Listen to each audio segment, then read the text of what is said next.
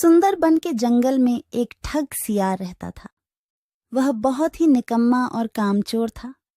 हमेशा इसी जुगाड़ में रहता कि कहीं कोई मुर्गा मिले जिसे मूर्ख बनाकर उसके साथ ठगी की जाए। एक दिन अरे बंदर भाई, कल रात में मैंने आपको सपने में देखा। अरे रहने दे सियार, तू अपना सपना अपने पास रख और मुझे जाने दे। ऐसा बोलकर बंदर चला गया। धीरे धीरे सारे जानवर सियार की हरकत को जान चुके थे, इसलिए कोई भी जानवर उसकी बातों में नहीं आता था। अब सियार समझ चुका था कि इस जंगल में उसकी दाल नहीं गलने वाली, इसीलिए वह दूसरे जंगल जाने का निश्चय किया और अगले दिन सियार अपने जंगल को छोड़कर दूसरे जंगल के तरफ निकल पड़ा। दूसरी जंगल में पहुंचते ही दिन भर जंगल का जायजा लिया और शाम होते ही एक गधे को देख उसके पास गया और रुककर बोला, गधे भाई, मैं इस जंगल में नया आया हूँ और शाम भी ढल चुकी है। क्या मुझे एक रात रुकने के लिए आपके पास शरण दे सकते हो? हाँ हाँ, क्यों नहीं। अभी तो तुम इस जंगल में नए हो और हमारे लिए मेहमान हो, और मेहमान तो भगवान के समान होते हैं। ऐसे कहते हुए गधे ने सियार को अपने पास रोक लिया और उसे सम्मान के साथ भोजन कराया। भोजन करने के बाद दोनों आपस में बातें करने लगे। सियार ने गधे से बोला, अरे गधा भाई, इस जंगल में पीपल के पेड़ के पास एक तालाब है, जानते हो उसके बारे में? हाँ हाँ, पीपल के पास एक तालाब है। वह तालाब कीचड़ से भरा पड़ा हुआ है। उसका पानी भी बहुत गंदा हो चुका है। यहाँ का कोई भी जानवर उसका पानी नहीं पीता है। सियार ने अपनी आवाज को धीमा करते हुए बोला, क्या तुम जानते हो, वह सोने चांदी का तालाब है। उसके अंदर ढेर सारा सोना और चांदी छुपा है और उस तालाब का मालिक मैं ही हूँ। सियार का बात सुन गधे ने चौंक के बोला, ये तुम क्या बोल रहे हो सियार भाई? तालाब भी कहीं सोने और चांदी का होता है? मैं भी ऐसे ही सोच रहा था।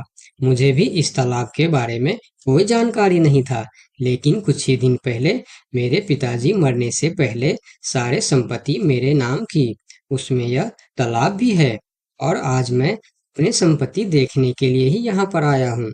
यकीन नहीं होता तो यह थैली में देख लो, जो मैंने अभी इस तालाब से निकाला है।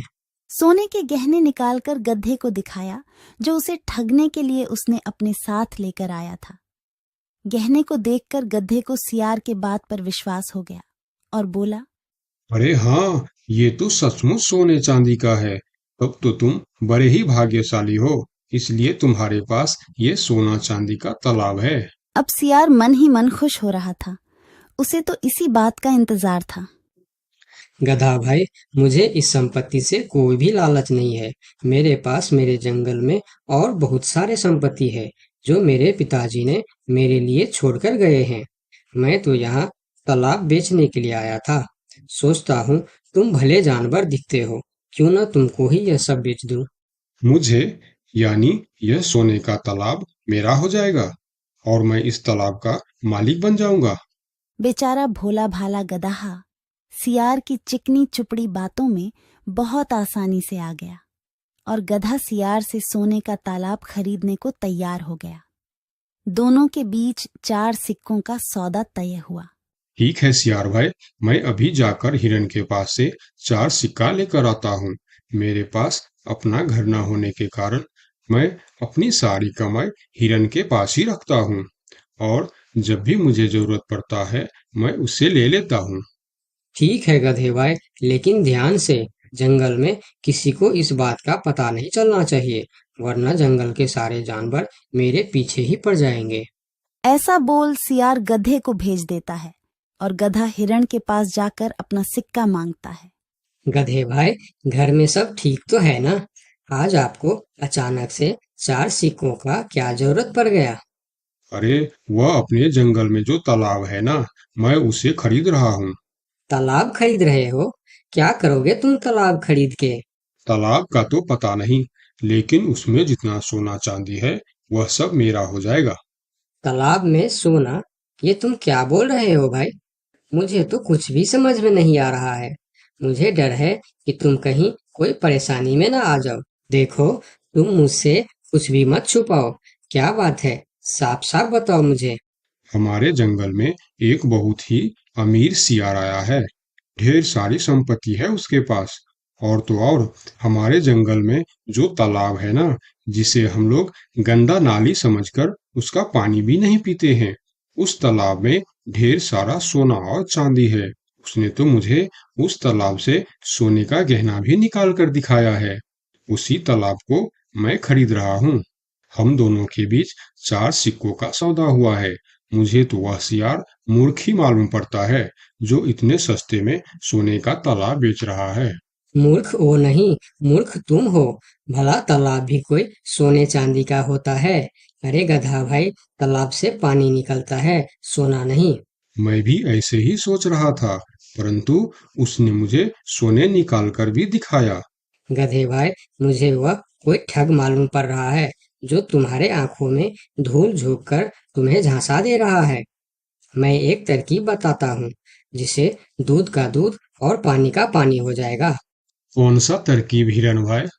तुम ऐसा करो, उस सियार से बोलो कि मेरा हिरन भाई ने कहा है कि लिखा पढ़ी होगा तभी मैं उसे 4 सिक्का दूंगा, और अगर बिना लिखा पढ़ी से ही काम हो जाता है तो मैं सिर्फ एक ही सिक्का दूंगा। अगर वह तालाब सच में सोने की है तो वह लिखा पढ़ी जरूर करेगा, नहीं तो वह एक सिक्के में ही मान जाएगा।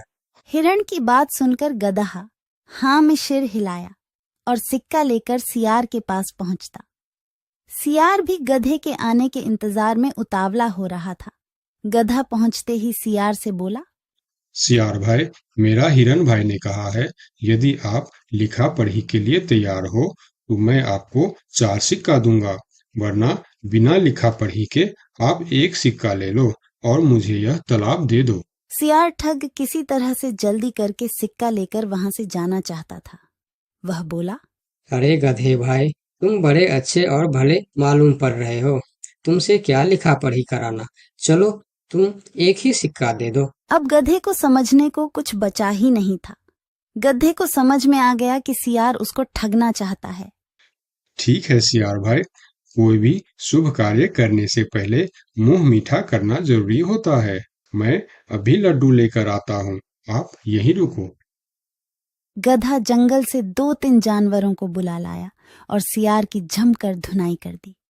किसी तरह सियार वहां से जान बचाकर भाग